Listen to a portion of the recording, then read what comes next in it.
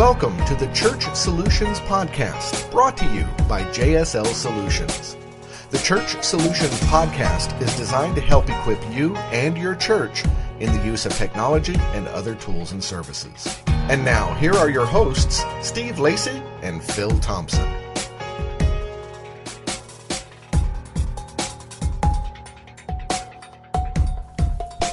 Hi, folks. Welcome once again to another edition of Church Solutions Podcast. Hi, my name is Steve Lacey.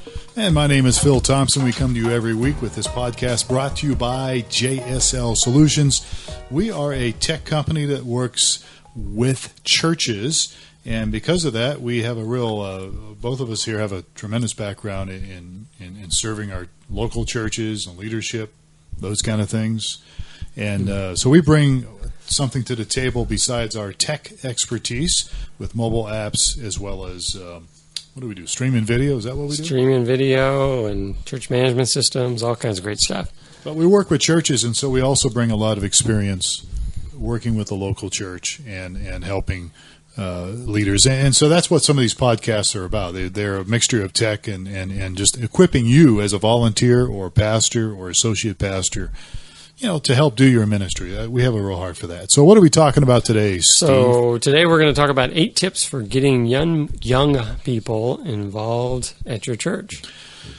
And when we talk about young people here, we're going to talk a lot about youth and youth groups, but I don't want to limit that because, as from you and I both know, there's people in our church that are kind of out of the youth group age in their 20s and even some in their early 30s that sometimes we are missing them. We are not connecting with them and getting them involved in a church. And so one of the things I'm thinking about here as we start this thing off about getting people involved in your church is there's a church here in Tucson years ago who was a pillar of the community here, and they were towards the downtown area, and they were really big in the 40s and 50s, 1940s, 1950s, Wow, okay. 1960s. Before my time. Well, and kind of before my time too, but then things started to change. I think in the 80s, 1980s, and 1990s, and they ended up with a congregation that was full of white-haired people. I don't know if the youngest person was in their 60s or not. They had like over $1 million sitting in the bank, and yet they were, for all intents and purposes, I don't want to say they were a dead church, but they weren't doing much. And they had a pile of money, which was slowly dwindling because they had a facility that they had to... And staff, and you can burn through $1 million pretty quick. And you can do that. And I think that's pretty much what happened eventually, sadly enough. They failed to reproduce. They failed to reach younger people. And, you and I have both been in ministry for a long time. Yeah, and that's an epidemic across the churches in America right now. Yeah. There are a lot of aging gray churches that have failed to attract or get the youngsters involved. Yeah, I'll give an example much closer to home and much sooner. When I had come back here from pastoring, I came on staff at a church, and one of the topics we had in one of our staff meetings was, try to get more younger people involved here and this and that. And so one of the questions I asked, I just come back in town, I said, excuse me, who do we have involved in our worship team leading worship that's, under 30? Nobody. Okay, well, how about under 40? Anybody involved in leadership under 40? Nobody. So under 50, there was like a couple people maybe, and it was pretty much silence in the room because everybody knew what I was getting at, and really I think agreed too. And that was, we're not really, in order to attract people that are younger, we've got to have younger people out there to some capacity in the leadership positions. Yeah. But that's hard to do. And what we're talking about today, it can be kind of a challenge because you're trying to get younger people involved. It gets a little messy, and it takes some effort, and you have to be real intentional about it for the most part. So that's what we're going to talk about today, some tips to getting young people. And again, we're not just talking youth group here, although that's a good place to start, but also people even in their 20s and 30s. So take it away. Where we go? What's the first? The first of the 8 tips is ask them. Ask them. That's a no-brainer, but you would be surprised how many of us fail. This harkens back to a podcast from last week, right, on ways to get people involved. And probably the number one most effective way to get somebody involved is to actually walk up to them and say, hey, you would be great at doing this, and ask them to get involved. Yeah. And so, it's really just simply an invitation.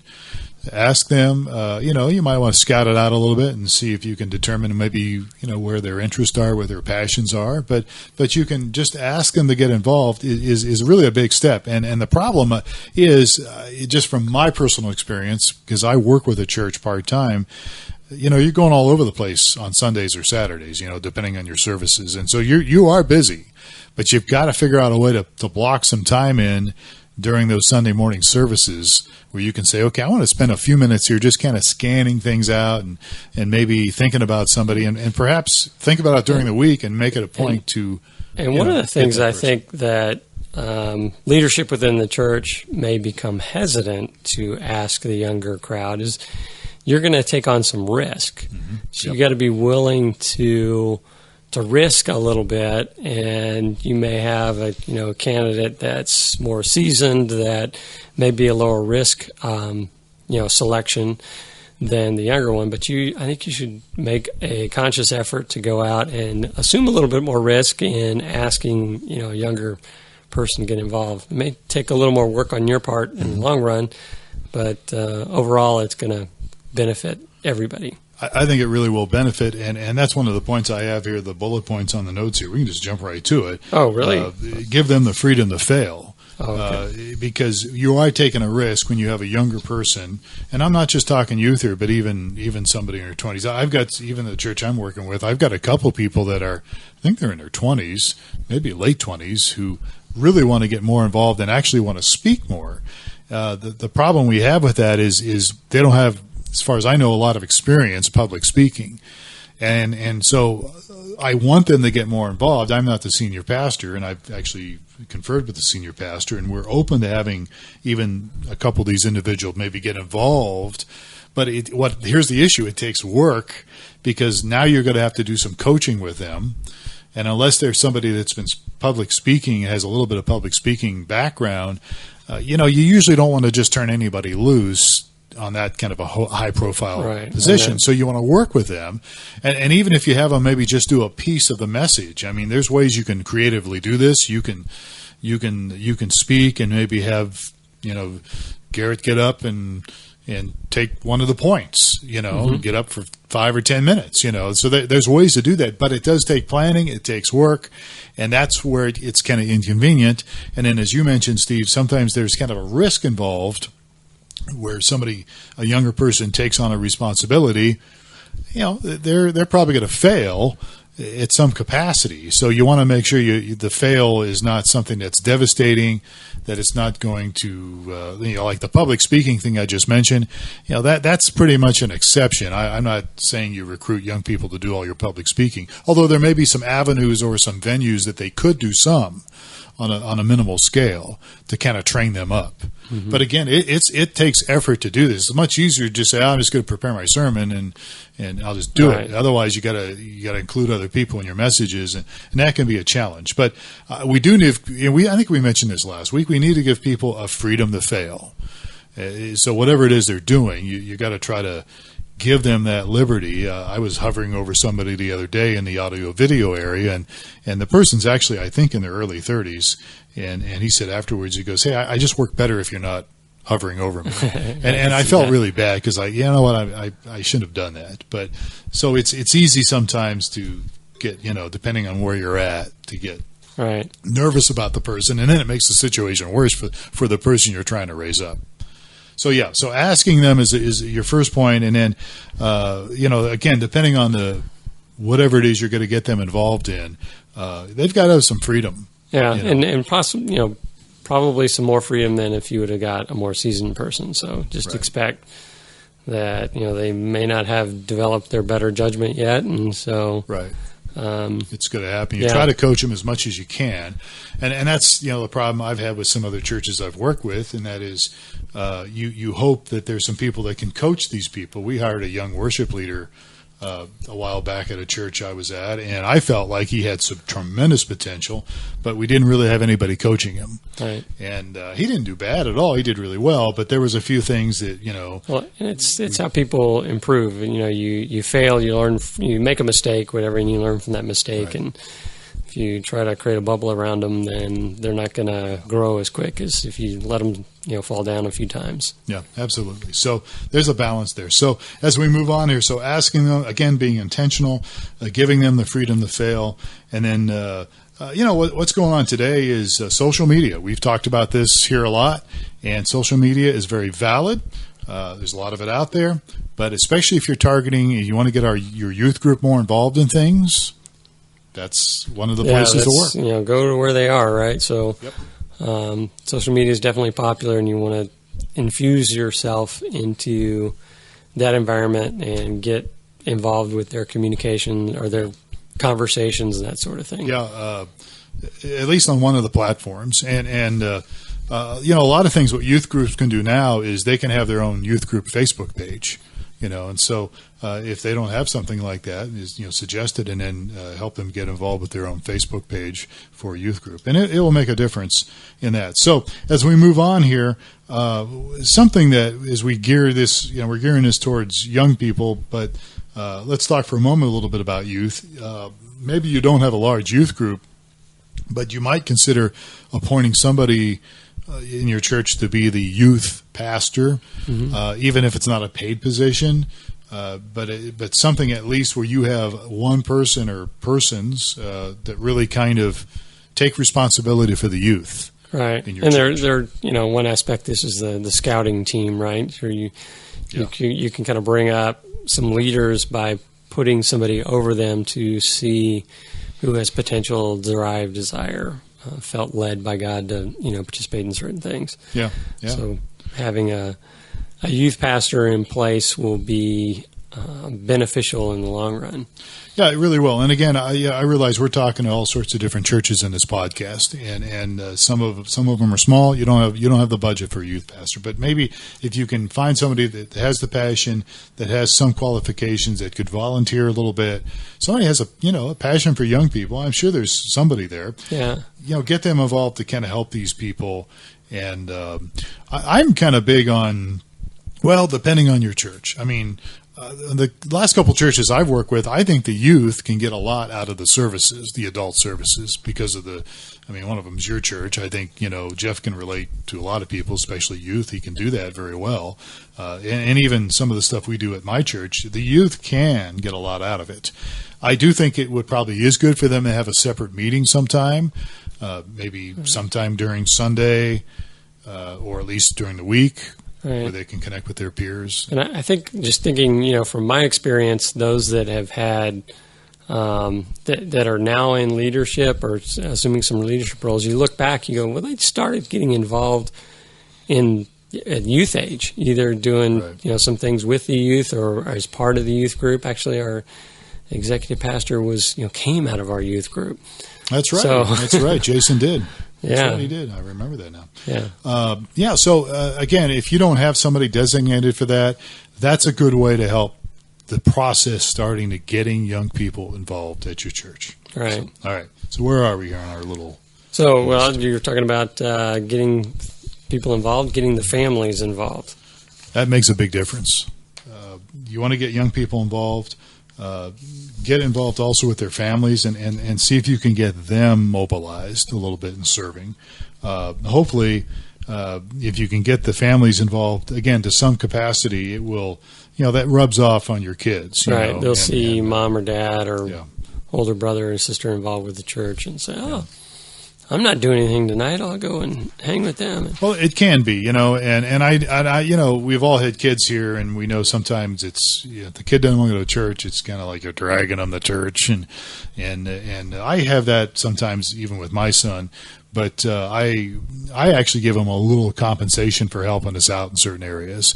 He does above and beyond that once we get him there. But sometimes a little motivation, giving him a little allowance to help out. I certainly get my money's worth out of him because I also have him do some other things too while he's there. But those kind of things, the family, it's the old saying, family that plays together stays together. I think the family that prays together stays together. You can use those cliches. I think if they can be involved and it can be a positive thing, it can again lead to bigger and better things down the road. Right. And this kind of probably the model from my experience is we had a kid that was involved in the youth group. He was actually one of the youth, and the youth would play. They had a band, worship band. They'd play in the middle of the week. And he stepped up and started doing sound for the band when he was only in, I don't know, maybe 7th grade or something like that. And he learned his way around well enough at the youth group that the guys running sound on the weekends were recruiting him to run sound.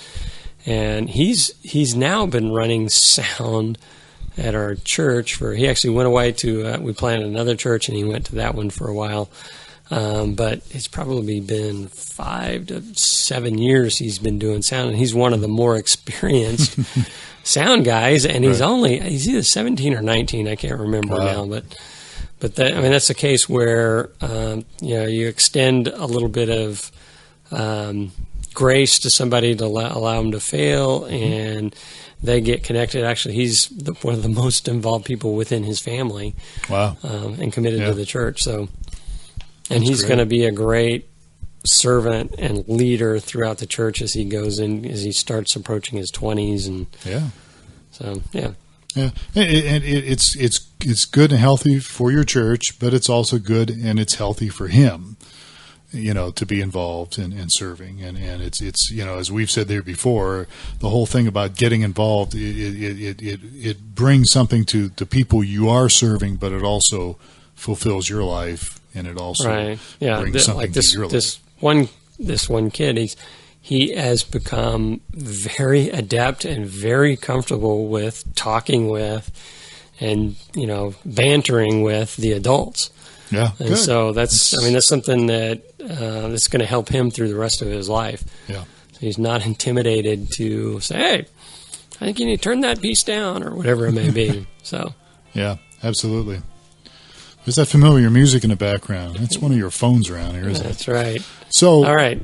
As we move on here, we're talking again. We're kind of going back between young adults and youth, but let's stay on the youth thing a little bit.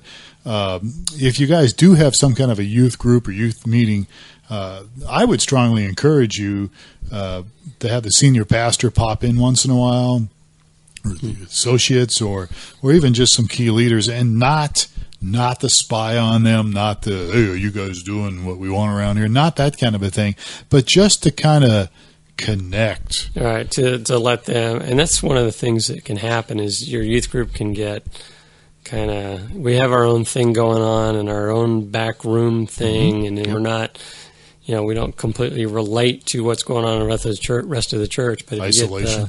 you get the senior pastor or some of the leadership staff to start dropping in and participating with youth, and they go, it forms that connection. It really does. And again, some of the stuff we throw out here in these podcasts, and this is one of them, means that as you as a leader, it's going to be a little inconvenient at times because, maybe the youth group meets Wednesday night. Well, you're tired, you're worn out. No, I gotta go to another meeting. But if you approach it from that angle, then it's not going to be a good deal. But if you see it from the viewpoint of more a little bit of a visionary viewpoint and saying, you know what, if I pop in every once in a while, maybe even at the end of the meeting or something, where they're having refreshments or something, it builds that bridge. Right. And you can also take that opportunity to get some feedback from the youth group. I mean, that's a good way to find out how the youth perceive the church. Yeah. And so you can learn some things talking with those guys that you wouldn't necessarily get from the adults. Yeah, that's a good point. And it may shape your future as well. Yeah. So again, if not the senior pastor, I would strongly encourage the senior pastor to do that once in a while. At least some of the other pastors or key leaders to be involved in that. And again, not to lead or not to bring in teachings or whatever, just to come in and just connect a little bit. I think it will make a difference in helping people get involved, especially the youth involved in your church. So as we move on our fine little list, what's the next point here? So number 7, I believe, is get the adults in the congregation serving. Yeah, if you're not doing well on that, and we talked about this last week or something, then it's going to be a challenge to get the younger group, the younger people and the younger kids involved if your adults are not involved. So if you're sitting here listening to this podcast and going, we're failing on both of these fronts, well, try your best with both. Get the youth going, but also get some adults involved as well, and start somewhere. And I think that it will make a difference. But if your adults aren't involved at all or very minimal, it's going to be a challenge. It will be a challenge, probably. Unless you got some radical kids that just are like, hey, we're going to take this thing and run with it, which could be the case, I've often said that there's been some churches I've observed. One of the churches here in Tucson, Arizona, is actually a Calvary Chapel church. And I remember when they first started, knew the senior pastor there, very young guys, this is back in the 80s. And they just had a lot of young people. And those young people, they got them motivated and they got involved. I mean, the church, first of all, the pastor was young, so that made things a little easier because you kind of tend to attract who you are. But they just turned younger people loose on things. And because of that, it just, you are who you attract. And so younger people attracted younger people and those kind of things. And of course, it's always kind of funny, but when you have a group of people in their 20s or whatever, a lot of them are single. And so then you've got this other avenue coming in looking for, hey, I'm looking for a good Christian husband or a good Christian wife. And you know what? There's nothing wrong with that. I mean, it just happens, it's part of life. And so I'm getting off on this track a little bit here. How did I get off on this? But I think that if you can get some young people involved, it will spur some energy and some things happening. Yeah, yes, absolutely. So the other point I have here is teach the gospel.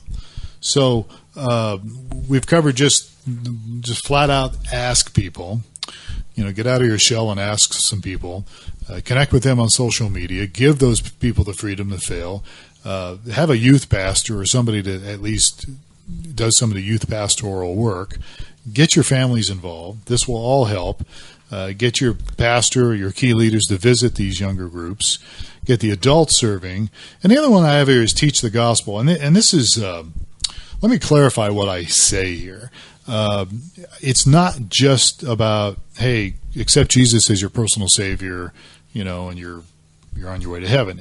That's a big part of the gospel, obviously, but the word gospel means good news. So I think it means a bigger scope than that. I think it means actually serving people and getting out of our shells and helping the less fortunate. Social justice programs. There's every city has it. I don't care how large or how small it is. You've got people that are homeless, people that need feeding, people that need some kind of TLC, tender loving care. If you can promote this in your messages in your church, it will catch with some people. So it'll attract. It will attract because, studies have shown here, and I don't have them in front of me, but the studies have shown that this younger generation really does care about social justice and about some of these other things that maybe in the past we've kind of gotten away from a little bit. And that is serving and helping the less fortunate. Christmas season's coming up. One of the most fun things I did when I was in Kansas, who had the idea, but we would go out one of my leaders had a busing company. And so we would load up one of his buses with all our church people, including our kids and our youth group and everybody. And we would go, there was like, I think 3 nursing homes in the town, the small town I was in. And we would just bus over there and we would all get out and we would sing Christmas carols. Mm-hmm. I don't like Christmas carols. I just don't care for them. I was a worship leader for years and they're hard to sing but we weren't there forever. We maybe spent 20 minutes, and maybe we did something else with them. But the joy and the fulfillment for the older folks that were in a nursing home, and then for the younger people that were there singing, we couldn't. I don't think it sounded very good singing the carols, but it was the thought that counted, and people showed up, and so you could do a version of that. Christmas is coming up. Thanksgiving's coming up. Mm-hmm. You could do a version of maybe there's a soup kitchen in your area. The Salvation Army usually does some things. They're always looking for help. Take the youth group, take the kids, and plan on taking them down to help out. Right. And for some people, that doesn't float their boat. But there are a lot of younger people that do have a heart. So they'll get involved in that ministry or see that in action, and then they'll get involved with your ministry as well. It makes a difference, and it's getting them serving. And maybe they don't get involved in your church. Maybe they say, you know what, I just really love this kind of a thing. I want to go down and help the homeless. And, well, that's still an extension of what you're trying to do. So I would strongly recommend something like that, especially with the holidays coming up. Great opportunities to serve and to be involved. So anyhow. All right. So just about done here. Anything else we want to wrap up here when it talks about? That's it. I think to get people involved, especially younger people, youth group, and people in their 20s in your church, you have to be intentional. So you're going to have to connect with them. It's going to be inconvenient for you, probably, if you're a little bit older, maybe, because it means you may have to, go out in an evening or two where you usually don't do anything, or spend it with your family. But it is the lifeblood of the future of your church and the church. Yeah, it really is. I mean, the younger people is what's going to keep things going. I've said it before. I want my son and I want my grandkids, to be able to go to my church, to keep going long after I'm dead. Well, it's the key. I mean, I can't remember who was it. It's either Swindoll or Rick Warren or somebody said once they faced the truth that this Christian message, if they don't carry it on to the next generation, it will be extinct. Yeah, I think it's the old saying that the gospel is in danger of extinction from generation to generation. Yeah, exactly. So if we don't, and again, it's important that we get people involved, and again, not just to serve our church because we need some help here, but for their fulfillment as well. Right. Really makes a difference. Okay. So, Steve, how can people listen to this podcast? So you can catch this podcast. You're probably listening to this podcast right now. There's other avenues. Yeah, so you can get it on iTunes. We put the audio version on YouTube as well, and at newmediaministries.tv, there's a link to this as well. Actually, if you go to another website, streamingchurch.tv, one of our products, if you look under the resource menu, we've got a link. I think it's to iTunes or something. Oh, okay. There as well. So if you do go to iTunes, subscribe to us, give us a review. And if you have something to add to this list, let us know. You can always email us at support@streamingchurch.tv. That's right, support@streamingchurch.tv. Or you can always call us. What's our toll-free number? It is 866-852-6648. 6648. So we'd always love to hear from you if we can help you with your church ministries, your tech stuff, streaming video, mobile apps, church management stuff, website stuff. And honestly, if we can help you, encourage you in any way, as somebody that's involved in ministry, we certainly want to do that regardless of technology. We can just be there to help you and encourage you. So, all right, Steve, thanks for spending some time with me today on this podcast. It's great doing it. And folks, thank you for listening to the Church Solutions Podcast. He is Steve Lacey. I'm Phil Thompson. Have yourself a great week. We will catch you next time for another edition of Church Solutions Podcast. Have a great day.